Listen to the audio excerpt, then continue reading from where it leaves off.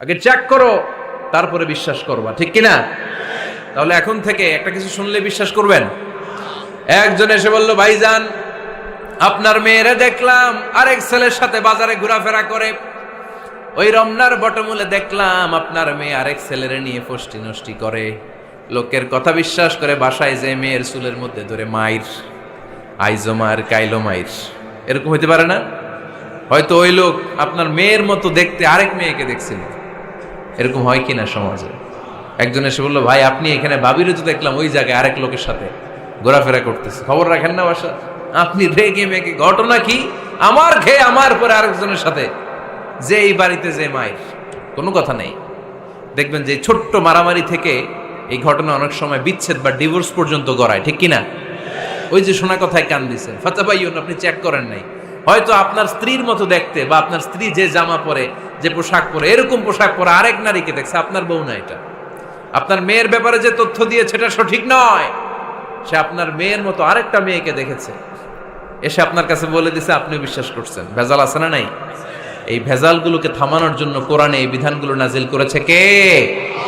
তাহলে ফরিদপুরের ভাইয়েরা, সমাজটারে সুন্দর রাখার তথ্য একটা শুনলেই বিশ্বাস করবেন না। সিলে কান নিয়ে গেছে শুনলেই সিলের পিছনে দৌড়, নাকি? কি করবেন?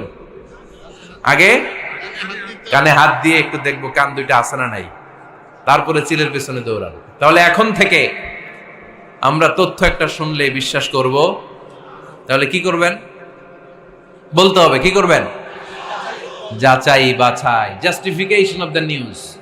কোন নিউজ জাস্টিফিকেশন ছাড়া আমরা প্রচার করব, বিশ্বাস করব, শেয়ার করব না।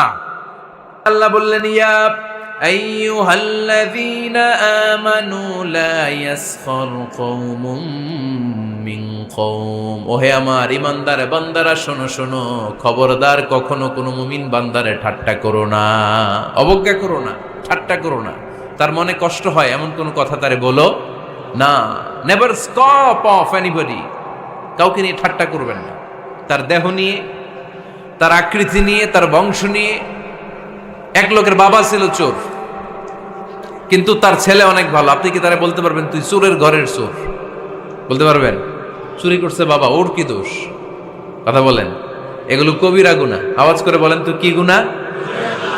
কবিরা গুনাহ। কারো আকৃতি নিয়ে, আমার ফরিদপুরের কলিজার টুকরা যুবক ভাইরা, কারো আকৃতি নিয়ে কখনো অবজ্ঞা করবে না, তুচ্ছ জ্ঞান করবে না। এটা কবিরা গুনাহ, এটা আল্লাহ খুব অপছন্দ করেন। এর কারণ আকৃতিটা আমাদের হাতে নাই।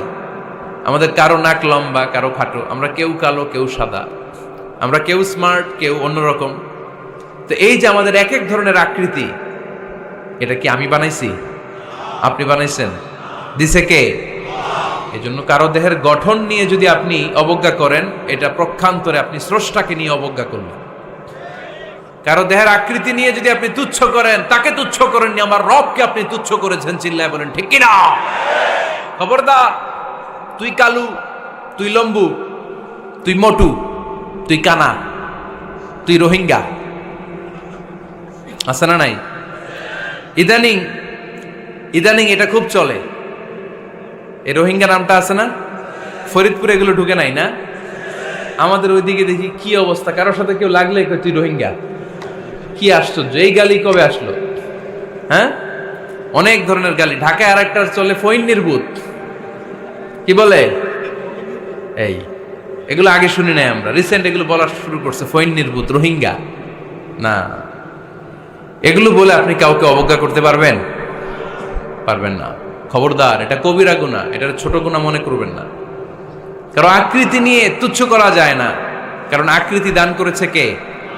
হুয়াল্লাযী ইউসাউইরুকুম ফিল আরহামি কাইফা ইয়াশা, লা ইলাহা ইল্লা হুয়াল আজিজুল হাকীম। তিনি এমন সত্তা, যিনি তোমাদের চেহারার অবয়ব দিয়েছেন, তোমাদের আকৃতি দান করেছেন তখন যখন তোমরা মায়ের পেটের ভেতরে ছোট্ট জোকের মতো ছিলা।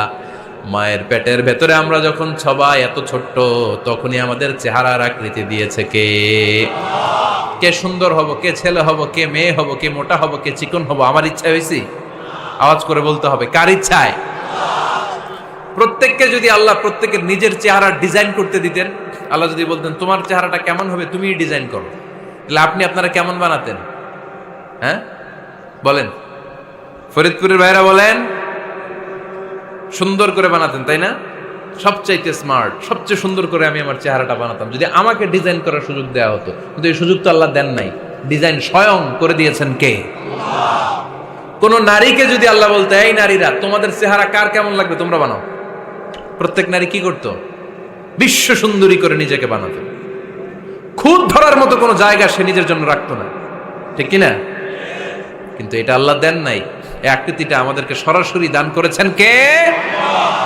খবরদার, আমাদের অনেকে বিকলাঙ্গ, আমাদের অনেকের হাত ছোট, পা বড়, দেখতে মোটা, কেউ চিকন কেউ কালো। খবরদার, কারো আকৃতি নিয়ে কখনো কোনো অবজ্ঞার সুরে, ঠাট্টার সুরে কোনো কথা আমরা বলবো না। রাজি আছেন? সবাই রাজি আছেন? আল্লাহ রাসূল সাল্লাল্লাহু আলাইহি ওয়াসাল্লামের এক সাহাবী ছিল, নাম ইবনে মাসউদ রাদিয়াল্লাহু তাআলা আনহু। ওনার পায়ের নলা ছিল খুব চিকন, অস্বাভাবিক চিকন, স্বাভাবিক না। তো উনিও এটা ঢেকে রাখতেন, দেখাতেন না কাউকে। একদিন উনি খেজুর পাড়ার জন্য খেজুর গাছে উঠলেন। খেজুর গাছে ওঠার পরে নিচ থেকে সাহাবারা পায়ের চিকন নলা দেখে ফেলছে। দেখে সবাই হাসি, সবাই হেসে কুটি কুটি। বিশ্বনবী বললেন, হেসো না, খবরদার, আমার ইবনে মাসুদের পায়ের চিকন নলা দেখে হেসো না। আমার ইবনে মাসুদের এই পায়ের চিকন নলা যদি মিজানের পাল্লায় উঠিয়ে দেয়া হয়, কিয়ামতের দিন উহুদ পাহাড়ের চেয়েও ভারী হয়ে যাবে। খবরদার, আমার ইবনে মাসুদকে আমার আল্লাহ অনেক পছন্দ করে, তার পা চিকন দেখে তাকে তুচ্ছ করো না। আল্লাহর হাবিব সাল্লাল্লাহু আলাইহি ইসলামের 11 জন স্ত্রীর মধ্য থেকে একজন স্ত্রী ছিলেন একজন স্থূল আকৃতির, অবিসিটি ছিল, একটু মোটা। ওনার নাম ছিল সাফিয়া রাদিয়াল্লাহু তাআলা আনহা। আম্মা জান আয়েশার সাথে একবার সাফিয়ার ঝগড়া। নবীদের বউদের মাঝে মাঝে মাঝে ঝগড়া হতো, তবে সেটা হতো মধুর ঝগড়া। সুবহানাল্লাহ পড়েন। আম্মা জান আয়েশা রাদিয়াল্লাহু তাআলা আনহার বাসায় একদিন বিশ্বনবী বসা ছিলেন। আরেকজন স্ত্রী, বিশ্বনবীর আরেকজন স্ত্রী রান্না করে কিছু খাবার আম্মা জান আয়েশার ঘরে পাঠিয়েছেন।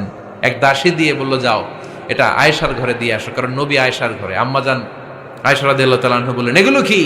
ওই দাসী বলে, তরকারি। কে দিছে? অমুক স্ত্রী। কেন দিয়েছে? আমি কি রান্না করতে পারি না? তোমরা রান্না তোমরা খাও। এই কথা বলে পাতিল সহ উড়ায় মারছে চেহারার মধ্যে। এর কারণ ওনারা মানুষ ছিলেন, মানবীয় ব্যাপারগুলো ওনাদের মধ্যেও কাজ করত। আবার এক স্ত্রী ঝোল দিয়ে রান্না করে কিছু খাবার নিয়ে এসেছে। আম্মা জান আয়েশা রেগে মেগে ওই ঝোল নিয়ে ওই স্ত্রীর গালের মধ্যে মেখে দিয়েছেন। বিশ্বনবীর আরেক বউয়ের গালের মধ্যে ওই ঝোল লাগাই দিস। এবার ওই স্ত্রী বিশ্বনবীর কাছে যেয়ে বলে, ইয়া রাসূলুল্লাহ, দেখেন আয়েশারে আপনি বেশি আদর করেন তো, দেখেন কি করে আমাদের সাথে। এই যে আমাদের গালের মধ্যে ঝোল মাখাই একেবারে মেকআপ বানাই দিচ্ছে। বিষ্ণু ইসা ইসলাম বললেন, তাই আয়েশাকে ডাকো। আম্মা জান আয়েশা রাদিয়াল্লাহু তাআলা আনহা আসলেন। আল্লাহ রাসূল সাল্লাল্লাহু আলাইহি ওয়াসাল্লাম বললেন, তুমি কি আমার এই স্ত্রীর সাথে এমন আচরণ করেছো? আম্মা জান আয়েশা বললেন, করেছি। কেন? আম্মা জান আয়েশা বললেন, তখন মেজাজটা গরম ছিল, এখন বুঝতে পারতেছে আসলে এই কাজটা করা ঠিক হয় নাই। এবার বিশ্বনবী বিচার করবেন। বিশ্বনবী বললেন, আল কিসাস, যেমন করা হয়েছে বিচার হবে তেমন। তোমার গালে যেমনি ঝোল লাগাই দিছে, তুমি একটু ঝোল নিয়ে আয়েশার গালে লাগাই দাও।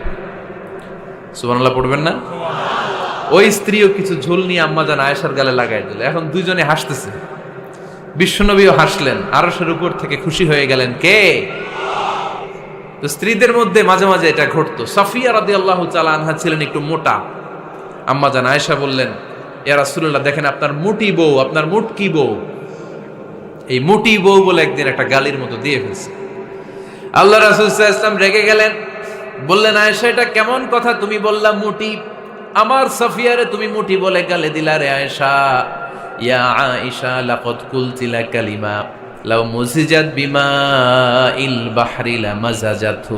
এমন একটা মন্তব্য তুমি সাফিয়ার ব্যাপারে করে ফেলেছো রে আয়েশা, এই কথাটা যদি সাগরের নীল পানির মধ্যে ছেড়ে দেয়া হয়, এই কথার পঙ্কিলতার কারণে, এই কথার কর্দমাক্ততার কারণে, এই কথার পঙ্কিলতার কারণে সাগরের সব পানিগুলো মুহূর্তের মধ্যে কালো হয়ে যাবে। এই কথাটা সাগরে ফেলে দিলে সাগরের নীল পানি পুরোটা কালো হয়ে যাবে। আয়েশা, খবরদার, কাউকে তুচ্ছ করে অবজ্ঞা করে কখনো কিছু বলা যাবে না। এই জিহ্বাটা এটা ভয়ঙ্কর একটা অঙ্গ। বেশিরভাগ পাপ এই জিহ্বা দিয়ে হয়। কি দিয়ে হয়? এজন্য সাহাবারা জিহ্বা ধরে মাঝে মাঝে জিহ্বার মধ্যে ব্যাত মারতেন। আর বলতেন জিহ্বা তোর জন্য আমি আটকে যাব কিয়ামতের দিন। আমলিক আলাইকা লিসানাক, নিজের জিহ্বার মালিক নিজে হন। আপনার জিহ্বার মালিক যেন শয়তান না হয়ে যায়। জিহ্বা আপনার, শয়তানের ভাষায় আপনি কথা বলেন কেন? খবরদার, প্রতিটা কমেন্ট, প্রতিটা কথা, প্রতিটা মন্তব্য, এগুলোর ব্যাপারে কিয়ামতের দিন পাই টু পাই করে আপনার কাছে আল্লাহর সুপ্রিম কোর্টের কাঠগড়ায় দাঁড় করিয়ে আপনারা জিজ্ঞেস করবে কে? এজন্য বিশ্বনবী বলছেন মাইয়াদমানলি মা বাইনা লিহিয়াইহি ওয়া মা বাইনা রিজলাইহি আদমান লাহুল জান্নাহ। আমার কোন উম্মত যদি দুইটা অঙ্গের গ্যারান্টি আমারে দেয়, আমি আমার উম্মতকে জান্নাতের গ্যারান্টি দেব। দুইটা অঙ্গের, একটা হলো জিহ্বা আর একটা লজ্জাস্থান।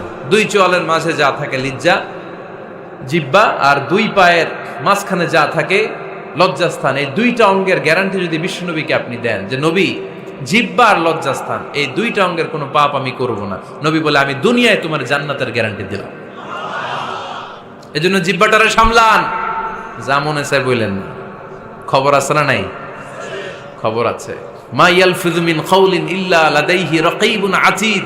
যা মুখ দিয়ে বের হয় লিখে রাখার জন্য দুইজন ফেরেশতা রেডি করে রেখেছে কে? চিল্লায় বলেন। যতদিন আমরা বেঁচে থাকবো ততদিন থাকবে আমাদের কাঁধে। আমরা মরে যাবো, এই ফেরেশতারা উড়াল দিবে, ঠিক কিনা? দুই কান্দে ছিল যে তোমার দুইজনা পাহারা, তোমারে একলা থইয়া পালাইছে তাহারা। তোমার আটকুঠুরি নয় দরজা বন্ধ এবার হলো রে হলো। মুখে আল্লাহ রসুল সবে বলো, ও মুখে আল্লাহ রসুল সবে বলো। দুয়ারে আইসাছে পালকি নাই হরি গাও তোলো রে তোলো। মুখে আল্লাহ রসুল সবে বলো, ঠিক না? এজন্য সাবধান। আমলিক আলাইকা লিসানাক, নিজের জিহ্বার মালিক নিজে হন। মন যা চায় মুমিন তখন ইচ্ছা মতো মন মতো কোনো মন্তব্য ছুটতে পারে না। বিশ্বাসী বলে যদি নিজেকে দাবি করেন, নিজের জিহ্বার মালিক নিজে থাকার দরকার আছে না নাই?